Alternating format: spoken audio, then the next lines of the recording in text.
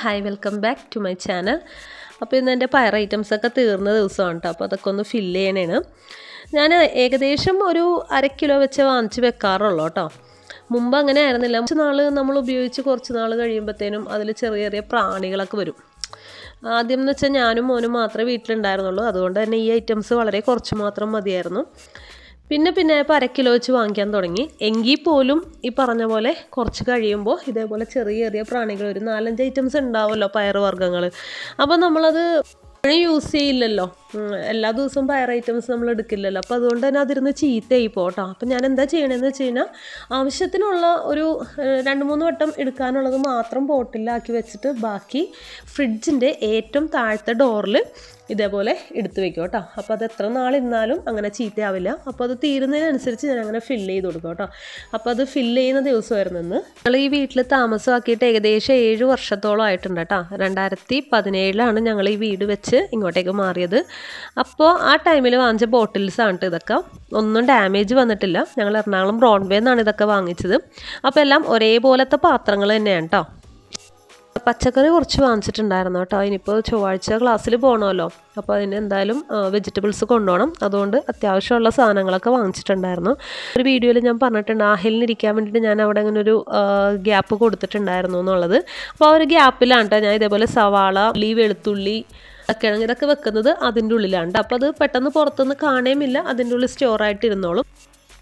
അപ്പോൾ ഇന്ന് കുറച്ച് കോവയ്ക്ക കൂടി വാങ്ങിച്ചിട്ടുണ്ട് കേട്ടോ. കോവയ്ക്കൊക്കെ വല്ലപ്പോഴും മാത്രം വാങ്ങിക്കുന്ന സാധനമുണ്ട്. കോവയ്ക്ക, വെണ്ടയ്ക്ക അതൊക്കെ ഇവിടെ ഇങ്ങനെ വല്ലപ്പോഴും വാങ്ങിക്കുന്ന സാധനമാണ്. എനിക്ക് സത്യം പറഞ്ഞാൽ വലിയ ഇഷ്ടമല്ലാത്ത വെജിറ്റബിളാണ്. ആഹിലിനും ഇഷ്ടമല്ല. അപ്പോൾ ഹസ്ബൻഡ് അങ്ങനെ കണ്ടപ്പോൾ കോവയ്ക്ക വാങ്ങിച്ചുകൊണ്ട് വന്നിട്ടുണ്ട്. അപ്പോൾ അതൊന്നൊരു ബോക്സിൽ ആക്കി വെക്കുന്നുണ്ട് കേട്ടോ. ഇത് ഫ്ലിപ്കാർട്ടിൽ നിന്ന് വാങ്ങിച്ചൊരു ബോക്സാണ് കേട്ടോ. ഏകദേശം 1 വർഷമൊക്കെ കഴിഞ്ഞു എന്ന് തോന്നുന്നു ഞാൻ വാങ്ങിച്ചിട്ട്. നല്ല യൂസ്ഫുള്ളായിട്ടുള്ളതാണ് കേട്ടോ. അപ്പോൾ ഫ്രിഡ്ജിൻ്റെ ഏറ്റവും അടിയിലത്തെ ആ ഒരു തട്ടിലാണ് കേട്ടോ ഞാൻ ഈ സാധനങ്ങളൊക്കെ വെക്കുന്നത്. പയർ ഐറ്റംസ് കൂടാണ്ട് നമ്മൾ ഇപ്പം മുളക്, മല്ലിപ്പൊടി ഇതൊക്കെ നമ്മൾ മുളക് വാങ്ങിച്ച് പൊടിപ്പിക്കുകയാണ് ചെയ്യുന്നത്. അപ്പോൾ അത് കുറച്ച് കൂടുതലുണ്ടെങ്കിൽ അത് ചീത്തയാവാണ്ടിരിക്കാനായിട്ട് ഒരു വലിയ കുപ്പിയിലാക്കിയിട്ട് ഞാൻ ഇതിൻ്റെ അടിയിലാണ് സ്റ്റോർ ചെയ്ത് വെക്കുന്നത് കേട്ടോ. എന്നിട്ട് ആവശ്യത്തിന് മാത്രം എടുത്ത് യൂസ് ചെയ്യും. ഇത് മാത്രമല്ല, പൊടികളെല്ലാം തന്നെ ഞാൻ ഫ്രിഡ്ജിൽ തന്നെയാണ് കേട്ടോ യൂസ് ചെയ്യുന്നത്. മസാലപ്പൊടികളെല്ലാം ഫ്രിഡ്ജിൽ തന്നെയാണ് യൂസ് ചെയ്യുന്നത്. അപ്പോൾ അതെപ്പോൾ എടുത്താലും നല്ല ഫ്രഷ് ആയിട്ട് തന്നെ ഇരിക്കും കേട്ടോ. പുറത്തൊക്കെ ഇരിക്കുമ്പോൾ നമ്മൾ അധികം യൂസ് ചെയ്യാത്തൊരു ഇതാണെന്നുണ്ടെങ്കിൽ പെട്ടെന്ന് തന്നെ കട്ട പിടിച്ചു പോവും. അപ്പോൾ ഫ്രിഡ്ജിൽ വെക്കുമ്പോൾ ഇങ്ങനെയുള്ള പ്രശ്നങ്ങളൊന്നും വന്നില്ല കേട്ടോ. വേപ്പിലയും പച്ചമുളകൊക്കെ ആണെങ്കിൽ ഇതേപോലെ കഴുകി ജസ്റ്റ് ഒന്ന് ആ വെള്ളം ഒന്ന് കളഞ്ഞതിന് ശേഷം ഒരു ബോക്സിലാക്കിയിട്ട് സ്റ്റോർ ചെയ്ത് വെക്കാം കേട്ടോ. ഇതേപോലെ വേപ്പില കഴുകിയെടുത്തിട്ടുണ്ട്, വെള്ളം പോകാനായിട്ട് വെച്ചിട്ടുണ്ട്. വെള്ളം പോയതിന് ശേഷം ചെറിയൊരു ബോക്സിലേക്ക് മാറ്റി ഫ്രിഡ്ജിൽ വെക്കും. അതപ്പോൾ അങ്ങനെ കേടുകൂടാണ്ട് അങ്ങനെ ഇരുന്നോളാം കേട്ടോ. അപ്പോൾ ഇനിയിപ്പോൾ നൈറ്റ് ടൈമാണ്. ഇപ്പോൾ രാവിലത്തെ ഫുഡിൻ്റെ ഒന്നും ബാക്കി ഉണ്ടായിരുന്നില്ല, പൊടികളൊന്നും ഉണ്ടായിരുന്നില്ല. അപ്പോൾ ഞാൻ ഓർത്ത് വന്നാൽ പിന്നെ ബ്രെഡും എഗ്ഗ് ബുൾസൈ ആക്കാമെന്ന് വിചാരിച്ചു. അപ്പോൾ അങ്ങനെ ഉണ്ടാക്കുകയാണ് കേട്ടോ. അലുമിനിയം എനിക്കും ഉണ്ടാക്കുമ്പോൾ ഇതേപോലെ 2 സൈഡും ഞാൻ വേവിക്കും കേട്ടോ. എനിക്കിങ്ങനെ ബുൾസൈ ചെയ്യുമ്പോൾ ഇങ്ങനെ 2 സൈഡും വേവിക്കുന്നതാണ് ഇഷ്ടം. പക്ഷേ ആഹിലിന് അങ്ങനെ ഒരു സൈഡ് വേവിച്ച് കൊടുക്കുന്നതാണ് ഇഷ്ടം. ഒന്ന് പതിവില്ലാണ്ട് എനിക്കൊന്ന് കുറച്ച് ചായയൊക്കെ കുടിക്കാൻ തോന്നി രാത്രി ഫുഡ് കഴിക്കുന്ന സമയത്ത്. അപ്പോൾ അതിൻ്റെ ഒപ്പം തന്നെ പാൽ ചായയും കൂടി തിളപ്പിച്ചായിരുന്നു കേട്ടോ. പിന്നെ നാളത്തേക്കുള്ള കുറച്ച് വെജിറ്റബിൾസ് എനിക്ക് കട്ട് ചെയ്ത് വെക്കണം. അപ്പോൾ ഞാൻ അതിനായിട്ട് താള് അന്ന് വീഡിയോയിൽ ചെയ്തായിരുന്നില്ല. അപ്പോൾ അതിൻ്റെ താള് കുറച്ചുകൂടി ബാക്കിയുണ്ടായിരുന്നു. അപ്പോൾ താള് ഞാൻ അന്ന് നന്നാക്കിയപ്പോൾ ഒരുപാട് ടൈം എനിക്ക് എടുത്തായിരുന്നു കേട്ടോ. അതുകൊണ്ട് തന്നെ രാവിലത്തെ ടൈമിലൊക്കെ ഇതൊക്കെ ചെയ്യാനായിട്ട് ബുദ്ധിമുട്ടാണ്. അപ്പോൾ തലേന്ന് തന്നെ ഇങ്ങനെയുള്ള വെജിറ്റബിൾസൊക്കെ ഞാൻ കട്ട് ചെയ്ത് വെക്കും. ക്യാരറ്റ്, ബീട്രൂട്ട് ഇതൊക്കെ ഞാൻ കട്ട് ചെയ്ത് വെക്കും കേട്ടോ. അപ്പോൾ താള് ചെറുതായിട്ടൊന്ന് കട്ട് ചെയ്ത് വെച്ച് കഴിഞ്ഞ് കഴിഞ്ഞാൽ നാളെ അതെടുത്തൊന്ന് കഴുകി റെഡിയാക്കാമല്ലോ, വേദന സമയം പോയില്ലല്ലോ. അപ്പോൾ അത് കാരണം കുഞ്ഞു കുഞ്ഞു പീസാക്കി കട്ടാക്കി എടുത്ത് വെക്കുകയാണ് കേട്ടോ. വെജിറ്റബിൾസൊക്കെ സ്റ്റോർ ചെയ്യാനായിട്ട് ഇങ്ങനത്തെ ഐസ്ക്രീം ഡബ്ബയിലൊക്കെ ഉണ്ട് വെക്കാറ്. അല്ലാണ്ട് ഫുഡ് ഐറ്റംസ് ആണെന്നുണ്ടെങ്കിൽ കുറച്ചും കൂടി നമ്മൾ വാങ്ങിക്കുന്ന പ്ലാസ്റ്റിക്കിൻ്റെ ബോട്ടിലൊക്കെയാണ് വെക്കാറ്. അപ്പോൾ അതങ്ങനെ സ്റ്റോറാക്കി വെച്ചിട്ടുണ്ട്.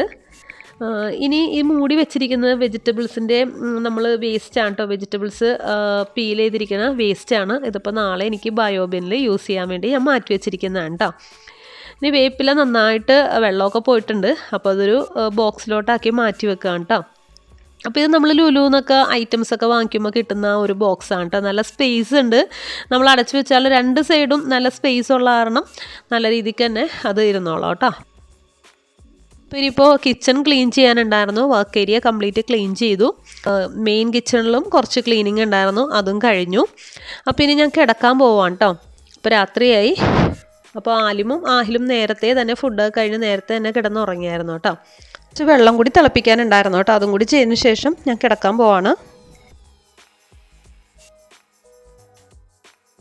ഞാൻ റൂമിൽ വന്നപ്പോഴത്തേനും രണ്ടുപേരും നല്ല ഉറക്കമായിരുന്നു കേട്ടോ. പിന്നെ ഞാനും കുറച്ച് നേരം മൊബൈലൊക്കെ നോക്കിയതിന് ശേഷം കിടന്നുറങ്ങി. അപ്പോൾ ഇത് ഇന്ന് രാവിലെയാണ് കേട്ടോ, അതായത് ട്യൂസ്ഡേ മോർണിംഗ് ആണ്. ഇന്ന് ആഹിലിന് മദ്രസയില്ല. ഓൾറെഡി തിങ്കളാഴ്ചയും ബുധനാഴ്ചയും പിന്നെ സാറ്റർഡേ സൺഡേ അങ്ങനെ 4 ദിവസമാണ് ആഴ്ചയിൽ മദ്രസ ഉള്ളത്. പിന്നെ അവധി ദിവസങ്ങളിലും സ്കൂളില്ലാത്ത ദിവസങ്ങളിലും മദ്രസ ഉണ്ടാവും കേട്ടോ. അപ്പോൾ രാവിലെ തന്നെ നന്നായിട്ട് മഴയൊക്കെ പെയ്തിട്ടുണ്ട് കേട്ടോ. ചെടിയൊക്കെ നന്നായിട്ട് നന്നിരിപ്പുണ്ട്. ഇതെനിക്ക് ബോഗൺവില്ല പ്ലാന്റ് കിട്ടിയതാണ് കേട്ടോ. ഞാനപ്പോൾ തലേന്ന് കിടന്ന് കഴിഞ്ഞപ്പോഴാണ് ഈ പ്ലാന്റ് വെള്ളത്തിലിട്ട് വെച്ചില്ല എന്ന് ഓർത്തത്. വേഗം തന്നെ പോയി അതൊന്ന് വെള്ളത്തിലിട്ട് വെച്ചിട്ട്. അപ്പോൾ ഇന്ന് ഗ്യാപ്പ് കിട്ടുന്നതിനനുസരിച്ച് എനിക്ക് ചെടിയൊന്ന് നട്ട് വയ്ക്കണം. കളർ എന്താണെന്ന് അറിയില്ല കേട്ടോ. പൂവുണ്ടായിരുന്നില്ല, അതുകൊണ്ട് കളർ എനിക്കറിയില്ല. അപ്പോൾ ചായ തിളപ്പിച്ചു, ചായ കുടിക്കുന്നുണ്ട്. അതിൻ്റെ ഇടയ്ക്ക് ഞങ്ങൾക്ക് ചോറും വെച്ചു. ഇനിയിപ്പോൾ കുക്കറിൽ വെക്കുന്നത് പരിപ്പാണ് കേട്ടോ. പരിപ്പ് 2 ഐറ്റത്തിന് വേണം. രാവിലത്തെ കറിക്കും വേണം, പിന്നെ ഉച്ചയ്ക്കുള്ള കറിക്കും വേണം. അങ്ങനെ കുറച്ചധികം തന്നെ പരിപ്പ് ഇട്ടിട്ടുണ്ട്. അപ്പോൾ ഇപ്പുറത്ത് നമുക്ക് ഇന്ന് കുക്കിങ്ങിന് ആവശ്യമായിട്ടുള്ള വെജിറ്റബിൾസും ബോക്സസൊക്കെ കൊണ്ടുവന്ന് ഞാൻ വെച്ചിട്ടുണ്ട് കേട്ടോ. അപ്പോൾ ഇനി ആദ്യം തന്നെ നമുക്ക് ആ താളൊന്ന് കഴുകി ഒന്ന് റെഡിയാക്കി എടുക്കണം. ഇന്നലെ ജസ്റ്റ് ഒന്ന് കട്ട് ചെയ്ത് വെച്ചതല്ലേ ഉള്ളൂ, കഴുകിയിട്ടുണ്ടായിരുന്നില്ല. നന്നായിട്ട് കഴുകി കൊണ്ടുവന്ന് വെച്ചിട്ടുണ്ട്. അപ്പോൾ ഇന്ന് ബ്രേക്ക്ഫാസ്റ്റ് ഉണ്ടാക്കുന്നത് മൈദപ്പൊടിയുടെ ഒരു അപ്പമാണ് കേട്ടോ. ലൂസാക്കി മൈദപ്പൊടിയിൽ കുറച്ച് മുട്ട ചേർത്ത് നന്നായിട്ട് അടിച്ചെടുക്കുന്ന, നമ്മൾ മുട്ടപ്പത്തിരിക്കൊക്കെ ഉണ്ടാക്കില്ലേ ആ ഒരു അത്രയും തിക്കല്ല, കുറച്ചുകൂടി ലൂസായിട്ടുള്ളൊരു കൺസിസ്റ്റൻസിയാണ് കേട്ടോ. ഇത് ആഹിലിന് ഭയങ്കര ഇഷ്ടമാണ്. ആഹിൽ ഇത് പൊറോട്ട എന്നാണ് ഇതിനെ പറയുന്നത്. അപ്പോൾ ഇങ്ങനെ ഭയങ്കര നൈസായിട്ടാണ് ഇത് പരത്തിയെടുക്കുന്നത്. അപ്പോൾ ഇതിൻ്റെ കൂടെ നമുക്ക് രാവിലെ കഴിക്കുന്ന എന്ത് കറി വേണമെങ്കിലും കഴിക്കാം. അപ്പോൾ ഇതിൻ്റെ കൂട്ടത്തിൽ കഴിക്കാനാണ് കേട്ടോ പരിപ്പ് കറി ഉണ്ടാക്കിയേക്കുന്നത്. അതുമാത്രമല്ല, ഇതാകുമ്പോൾ ഒരു ട്രിപ്പ് വെച്ചാൽ മതിയല്ലോ, 2 നേരത്തേക്കുള്ള കറിക്കുള്ളത് ഒറ്റ ഇത് വെച്ചാൽ മതിയല്ലോ. അതുകൊണ്ടാണ് പരിപ്പ് തന്നെ ഇട്ടത് കേട്ടോ. അപ്പോൾ ഇപ്പുറത്ത് പരിപ്പ് കറിക്കുള്ളതും കൂടി ഇട്ടിട്ടുണ്ട് കേട്ടോ ഇപ്പുറത്ത്. അപ്പോൾ കൂട്ടത്തിൽ അപ്പം ഉണ്ടാക്കുന്നുണ്ട്, പരിപ്പ് കറി ഉണ്ടാക്കുന്നുണ്ട്. അപ്പോൾ എൻ്റെ അടുത്ത് 2 നോൺ സ്റ്റിക്കിൻ്റെ പാൻ ഉണ്ടായിരുന്നു കേട്ടോ. ഒരെണ്ണം ചീത്തയായിപ്പോയി, അതുകൊണ്ട് ഇരുമ്പിൻ്റെ ആണ് ഞാൻ വെച്ചിരിക്കുന്നത് ഇപ്പുറത്ത്. ഇരുമ്പിൻ്റെ ഇടയ്ക്കൊരു പ്രശ്നമാണ്, നമ്മൾ കണ്ടിന്യൂസ് യൂസ് ചെയ്യാണ്ടിരിക്കുമ്പോൾ പെട്ടെന്ന് അടിയിൽ പിടിക്കാനൊക്കെ ചാൻസ് കൂടുതലാണ്. അപ്പോൾ ഇതിൻ്റെ ഇടയ്ക്ക് പരിപ്പ് കറി ആയിട്ടുണ്ടായിരുന്നു കേട്ടോ. ഇനിയിപ്പോൾ ഞാൻ താളുകറിയാണ് നോക്കുന്നത്. അപ്പോൾ ബാക്കിയുള്ള കുക്കറിൽ കിടന്ന് വെച്ച പരിപ്പിൻ്റെ കൂട്ടത്തിൽ കുറച്ച് താളും കൂടി ചേർത്ത് നല്ലപോലെ വേവിച്ചിട്ടുണ്ട് കേട്ടോ. എന്നിട്ട് 2 നന്നായിട്ട് വെന്ത് കഴിഞ്ഞപ്പോഴേക്കും വേറൊരു പാൻ വെച്ചിട്ട് അത് കടുകിട്ടതിന് ശേഷം ഇഞ്ചി വെളുത്തുള്ളി സവാള എന്നിവ വഴറ്റിയതിന് ശേഷം ഈ താള് നേരെ അങ്ങോട്ട് അതിലേക്ക് ഒഴിക്കുകയാണ് ചെയ്ത് നന്നായിട്ടൊന്ന് തിളപ്പിച്ചെടുത്തിട്ടുണ്ട്. അപ്പോൾ രാവിലത്തെയും ഉച്ചക്കത്തേക്ക് ആയിട്ടുണ്ട് കേട്ടോ. ഇനിയിപ്പോൾ ആഹിലിന് വെച്ചിരിക്കുന്ന ചോറൊന്ന് തിളപ്പിച്ച് വെച്ചിരിക്കുകയാണ്, അതൊന്ന് ഊറ്റിയെടുക്കണം. അപ്പോൾ അതും വെച്ചിട്ടുണ്ട്.